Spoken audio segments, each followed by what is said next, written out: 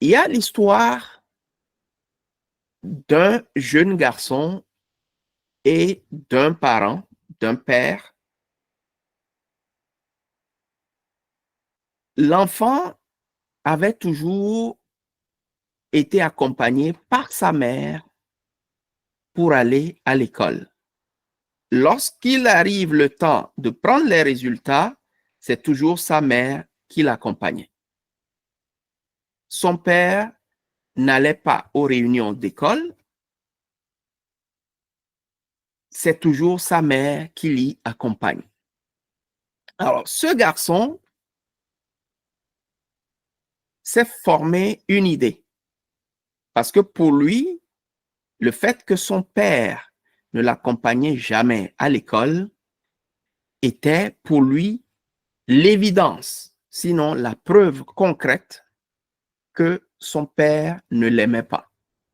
Alors, toute sa vie, il s'est battu pour pouvoir améliorer ses résultats, pour impressionner son père dans l'espoir qu'un jour, son père serait suffisamment impressionné pour pouvoir l'accompagner à l'école.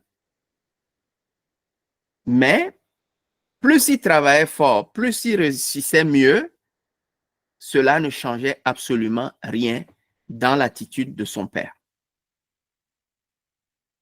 Il a fini donc par conclure, comme je l'ai dit, que son père ne l'aimait pas.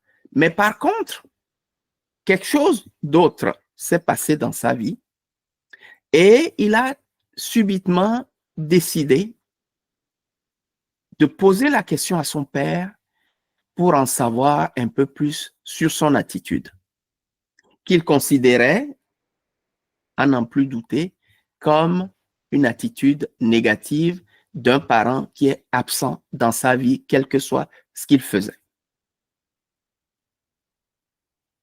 Et lorsqu'il a posé la question à son père, quelle ne fut pas sa surprise de se rendre compte qu'en fait, ce qui paraissait pour lui évident ne l'était pas du tout.